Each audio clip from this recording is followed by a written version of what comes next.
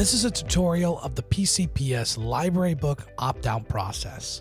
In order to opt out of library books in your child's library, you must have a Parent Portal account.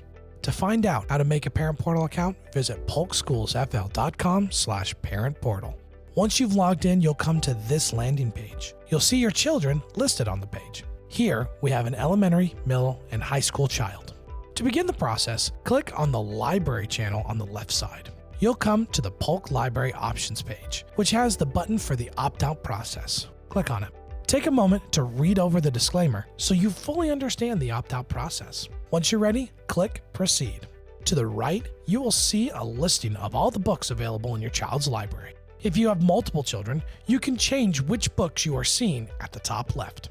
Please note that any book that has been challenged at the district level and has been retained in libraries will be shown as highlighted in the book list. In the upper right, just above the table with the book titles, there is a filter box. You can use this to limit what books you see based on either a word in the title of the book or the author's name. Once you've found a title that you would like to opt out of, simply click the checkbox to the left. The title will now appear in the table to the left, and a notification will pop up that the title has been opted out. There's nothing else that you need to do after this.